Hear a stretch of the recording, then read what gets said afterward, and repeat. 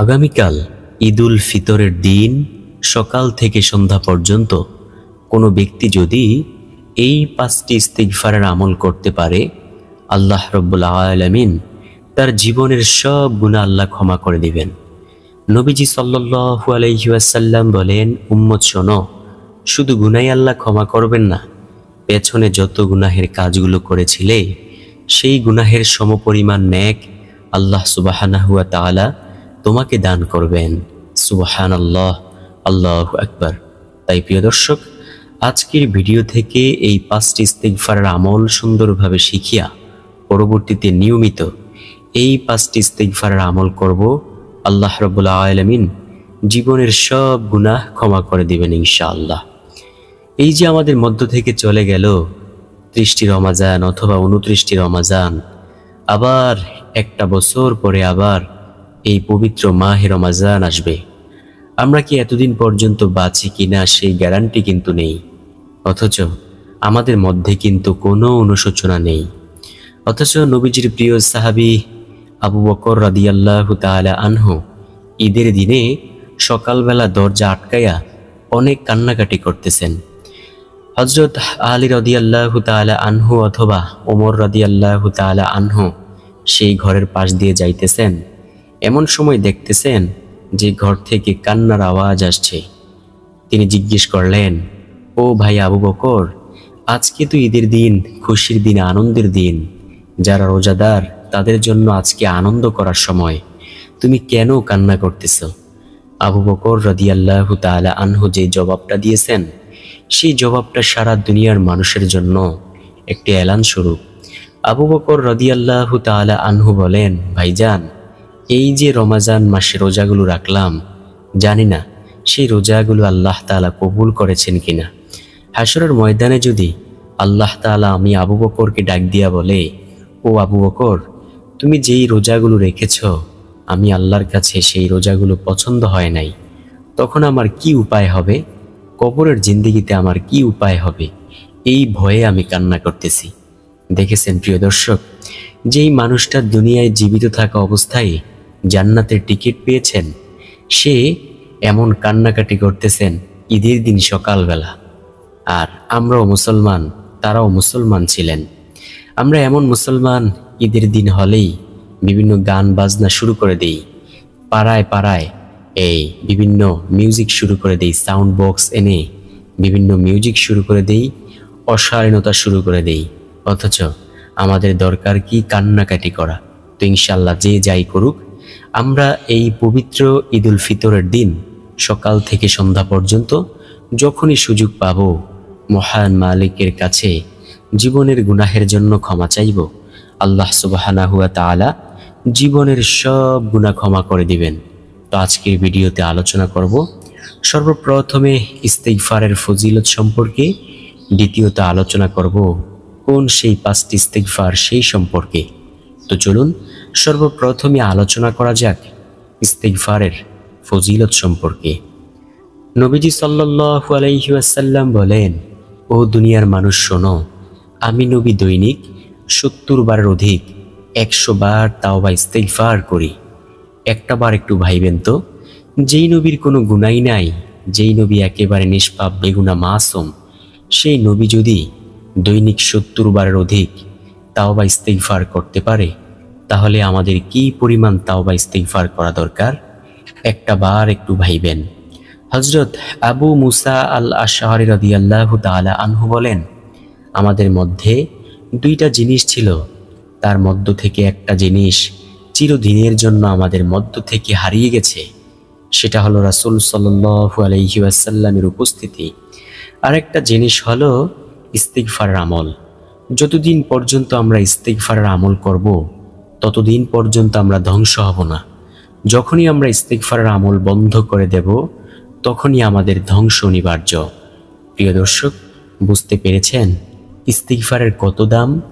হযরত আলী রাদিয়াল্লাহু তাআলা আনহুকে এক ব্যক্তি যাইয়া প্রশ্ন করল, ও আলী, আপনি একটু ওই ব্যক্তি সম্পর্কে বলুন না, যেই ব্যক্তি গুনাহ করে আবার তাওবা করে, আবার গুনাহের কাজ করে আবার তাওবা করে, ওই ব্যক্তির কি করা উচিত?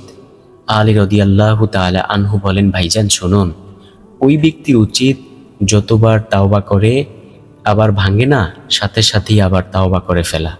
কারণ এই তাওবা করতে করতে শয়তান এক সময় ব্যর্থ হয়ে পালিয়ে যাবে, তখন তার কাছে শুধু নেক আমল করতেই ভালো লাগবে। আর এই মানুষটা যদি নেক আমল কইরা কবরের জিন্দেগিতে যাইতে পারে, সে সাথে সাথেই জান্নাতি হইবে। সুবহানাল্লাহ, আল্লাহু আকবার।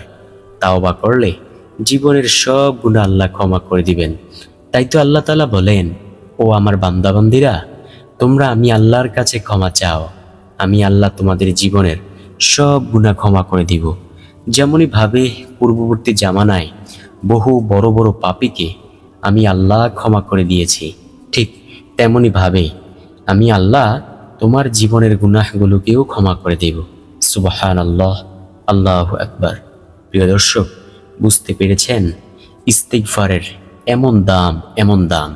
তো চলুন সর্বপ্রথমে ইস্তিগফার জেনে নেই। সর্বপ্রথম নাম্বার ইস্তিগফারটি হলো রব্বি গফিরলি ওয়া আতুবু আলাইয়া ইন্নাকা আনতাত তাওয়াবুর রহিম। আমি আবার বলছি, রব্বি গফিরলি ওয়া আতুবু আলাইয়া ইন্নাকা আনতাত তাওয়াবুর রহিম। নবীজি সাল্লাল্লাহু আলাইহি ওয়াসাল্লাম বলেন, যে ব্যক্তি বেশি বেশি পরিমাণে ইস্তিগফারের আমল করে, রব্বুল আলামিন তাকে বিশেষ কিছু পুরস্কার দেন। যেমন রব্বুল আলামিন তার অন্তরের মধ্যে ঈমানের নূর দান করেন, তখন তার কাছে শুধু আমল করতেই ভালো লাগে। দ্বিতীয়ত হলো রব্বুল আলামিন তাকে নেককার সুসন্তান দিয়ে সাহায্য করেন। সুবহানাল্লাহ। তৃতীয়ত হলো রব্বুল আলামিন তার রিজিকের পেরেশানি দূর করে দেন। চতুর্থ নাম্বার যেই ফজিলত, সেটা হলো রব্বুল আলামিন তার গুনাহগুলো ক্ষমা করতে থাকেন। সুবহানাল্লাহ।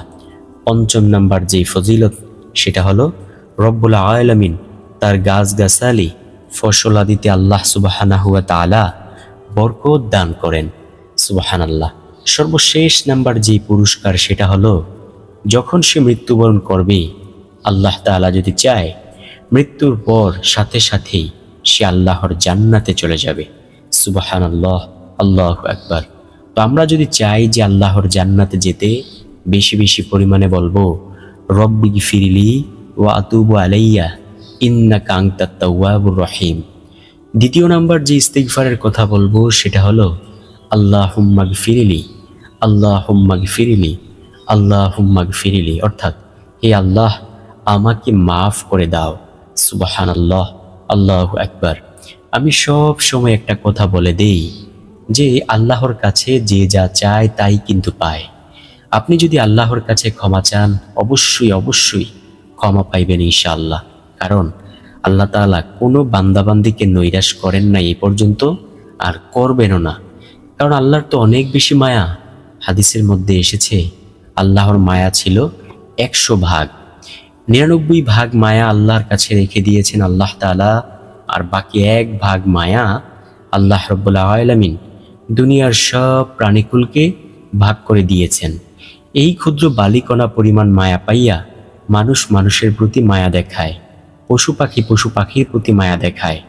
আর যেই আল্লাহর কাছে 99 ভাগ মায়া রয়ে গেছে, সে আল্লাহর কেমন মায়া হতে পারে প্রিয় দর্শক?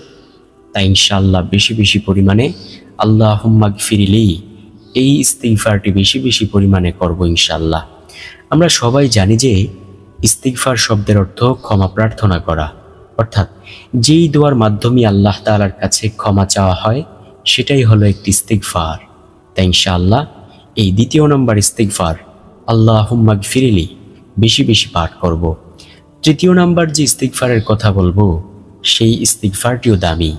নবীজি সাল্লাল্লাহু আলাইহি ওয়াসাল্লাম বলেন, মানুষ মৃত্যুবরণ করে 2টা সময়ে, হয়তো দিনে মরে, নয়তো রাতেই মরে। যদি কোনো ব্যক্তি সকালবেলা একবার সাইয়্যিদুল ইস্তিগফার পাঠ করে, সে যদি সন্ধ্যা হওয়ার আগেই মারা যায়, তবে সে জান্নাতি হবে।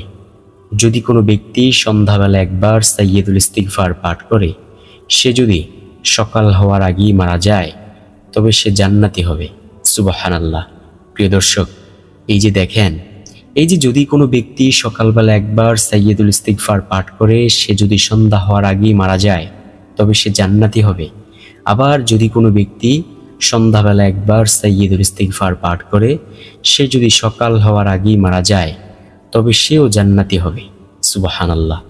প্রিয় দর্শক, বুঝতে পেরেছেন কেমন দামি আমল হলো সাইয়্যিদুল ইস্তিগফার? তো চলুন একটু জেনে নেই। সাইয়্যিদুল ইস্তিগফার হলো আল্লাহুম্মা আনতা রব্বি লা ইলাহা ইল্লা আনতা খালাকতানি ওয়া আনা আবদুকা ওয়া আনা আলা আহদিকা ওয়া ওয়াদিকা মাস্তাতাতু আউযু বিকা মিন শাররি মা সানাতু আবগু লাকা বিনি'মাতিকা আলাইয়া ওয়া আবগু লাকা বিযামবি ফাগফিরলি ফাইন্নাহু লা ইয়াগফিরুয যুনুবা ইল্লা আনতা। এটাই হলো সেই সাইয়্যিদুল ইস্তিগফার। কোনো ব্যক্তি যদি সকালবেলা একবার সাইয়্যিদুল ইস্তিগফার পাঠ করে সে যদি সন্ধ্যা হওয়ার আগেই মারা যায় তবে সে জান্নাতি হবে। আবার কোনো ব্যক্তি যদি সন্ধ্যাবেলা একবার সাইয়্যিদুল ইস্তিগফার পাঠ করে সে যদি সকাল হওয়ার আগেই মারা যায় তবে সেও জান্নাতি হবে। সুবহানাল্লাহ, আল্লাহু আকবার। তো ইনশাআল্লাহ বেশি বেশি পরিমাণে সাইয়্যিদুল ইস্তিগফার পাঠ করার চেষ্টা করব। নবী মুহাম্মদ সাল্লাল্লাহু আলাইহি ওয়াসাল্লাম বলেন, উম্মত শোনো, দেখো তোমরা মহান মালিকের কাছে ইস্তিগফার পাঠ করিয়া ক্ষমা চাও, আল্লাহ তোমাদের জীবনের সব গুনাহ ক্ষমা করে দিবেন। সুবহানাল্লাহ, আল্লাহু আকবার। অথচ মহান মালিকের কাছে তো আমরা চাইতেই জানি না, চাইলে কিন্তু পাই কিন্তু চাইতে পারি না, লজ্জা লাগে তাই না?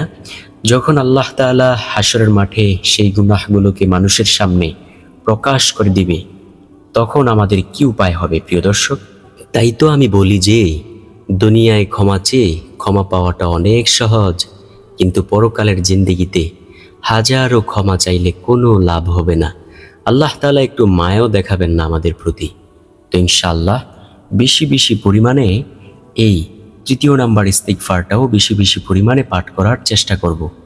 চতুর্থ নাম্বার যে ইস্তিগফারের কথা বলবো সেই ইস্তিগফারটা হলো রব্বানা যালামনা আনফুসানা ওয়া ইল্লাম তাগফির লানা ওয়া তারহামনা লানাকুনান্না মিনাল খাসিরিন।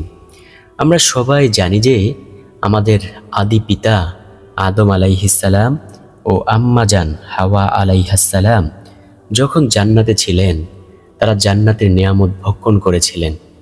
হঠাৎ করে আল্লাহ রাব্বুল আলামিন তাদেরকে একদিন বলেছিলেন, যে আদম শুনে রাখো, এই যে একটা নিষিদ্ধ গাছ, এই গাছের কিনারায় কিন্তু ভুলেও যাইবা না। যদি তোমরা এই গাছ থেকে ফল ছিঁড়ে খাও তাহলে কিন্তু বড় কঠিন বিপদ হবে তোমাদের। আল্লাহ তাআলা কিন্তু নিষেধ করেছেন। অভিশপ্ত ইবলিস আদম আলাইহিস সালাম ও আম্মা জান হাওয়া আলাইহাস সালামকে এই বিভিন্ন কৌশলে এই ফল খাইয়ে ফেললেন। আল্লাহ রাব্বুল আলামিন সাথে সাথে এই নিষিদ্ধ ফল খাওয়ার কারণে তাদেরকে দুনিয়াতে পাঠিয়ে দিলেন। একজনকে পৃথিবীর এ মাথায়, আরেকজনকে পৃথিবীর আরেক মাথায়, কারো সাথে কারো পরিচয় নাই, দেখা সাক্ষাৎ নাই, এমন আলাদা করে দিলেন। তখন তারা দীর্ঘ 350 বছর অঝোর ধারায় কান্না করেছেন। তারা কান্না করে করে সব সময় শুধু বলতো, রব্বানা যালামনা আনফুসানা ওয়া ইল্লাম তাগফির লানা ওয়া তারহামনা লানাকুনান্না মিনাল খাসিরিন। দয়াময় প্রভু রহমান মালিক খোদার কাছে এই আমলটা এতটাই বেশি পছন্দ হয়েছে যে আল্লাহ সুবহানাহু ওয়া তাআলা এই আমলটাকে পবিত্র কোরআনুল কারীমের মধ্যে দিয়ে দিয়েছেন। সুবহানাল্লাহ, আল্লাহু আকবার। বুঝতে পেরেছেন প্রিয় দর্শক কতটা ভালোবেসেছেন আল্লাহ তাআলা এই আমলটাকে? আদম আলাইহিস সালাম আফসোস করে বলেন, হায় রে কপাল, আমি একটি ভুল করার কারণে আল্লাহ রাব্বুল আলামিন আমার থেকে আমার স্ত্রীকে সম্পূর্ণ আলাদা করে দিয়েছে।